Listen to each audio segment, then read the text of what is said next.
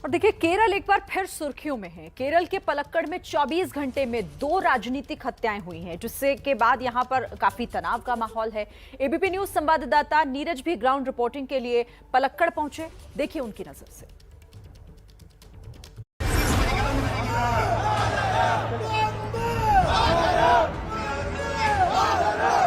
केरल के पलक्कड़ में 24 घंटे के भीतर 2 राजनीतिक हत्याओं से माहौल गर्म है।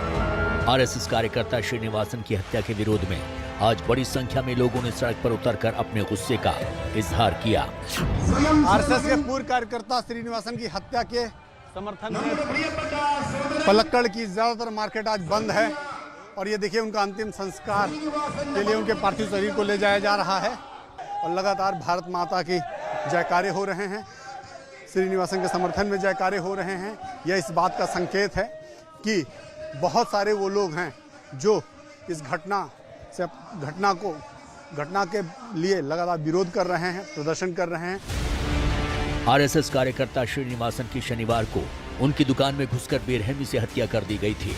हत्या का आरोप इस्लामिक संगठन पॉपुलर फ्रंट ऑफ इंडिया यानी पीएफआई पर है। हम इस समय पलक्कड़ के मेलामुरी में है और मेरे पीछे ये जो दुकान देख रहे हैं एसकेएस ऑटोज, दरअसल ये श्रीनिवासन जो आरएसएस के पूर्व कार्यकर्ता थे, जिनकी 2 दिन पहले इसी दुकान के अंदर हत्या कर दी गई थी, चाकुओं से गोद कर हत्या कर दी गई थी और उसके बाद से ये दुकान बंद है और इसको पुलिस ने बैरिकेड कर रखा है क्योंकि लगातार जांच चल रही है। और बाइक सवार जो 6 लोग यहाँ पर आए थे और उन्होंने घुसकर यहाँ पे धारदार हथियार से हत्या कर दी थी। पलक्कड़ में 2 दिन में 2 राजनीतिक हत्याओं के बाद सीएम पिनाराई विजयन की सरकार कटघरे में है। कांग्रेस ने इसे सांप्रदायिक तुष्टीकरण का नतीजा बताया है, तो बीजेपी ने भी आरएसएस कार्यकर्ता की हत्या के लिए लेफ्ट सरकार को ही जिम्मेदार ठहराया है। No, unfortunately, the state is witnessing such kind of brutal killings by Popular Front of India. And since last 6 months, 4 months, this is the second murder happening in Palghar district only. With the help of the ruling party CPIM and the police, the perpetrators are doing such kind of inhuman activities. Well-trained killers are behind these murders. Srinivasan की हत्या से पहले शुक्रवार को पलक्कड़ में ही PFI के सहयोगी दल एसडीपीआई के स्थानीय नेता सुबैर की धारदार हथियार से हत्या कर दी गई थी। फिलहाल इन दोनों हत्याकांड में किसी की गिरफ्तारी नहीं हुई है, लेकिन पुलिस कई लोगों को हिरासत में लेकर पूछताछ कर रही है। इस सब के बीच पलक्कड़ में 20 अप्रैल तक धारा 144 लगा दी गई है और हर घटनाक्रम पर बारीक नजर रखी जा रही है।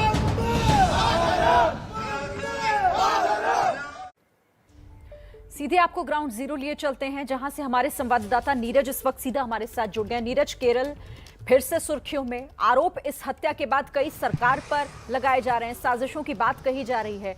आपके पास अभी ताजा अपडेट क्या है इस पूरे प्रकरण से जुड़ा हुआ?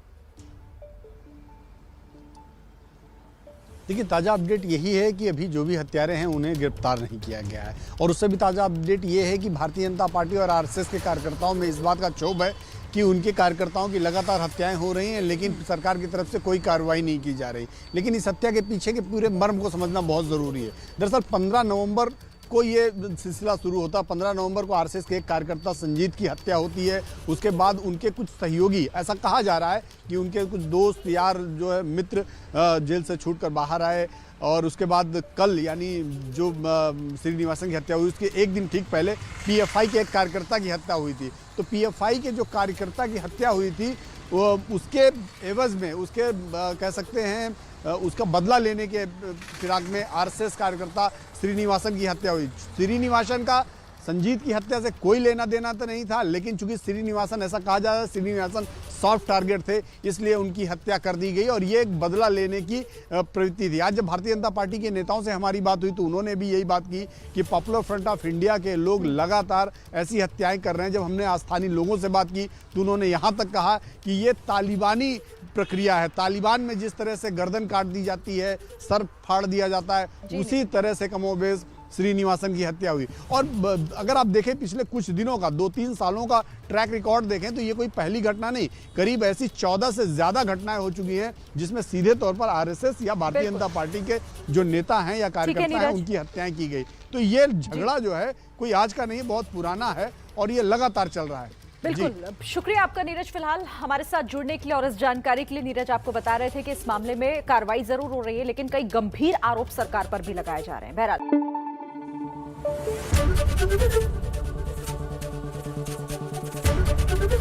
एबीपी न्यूज आपको रखे आगे।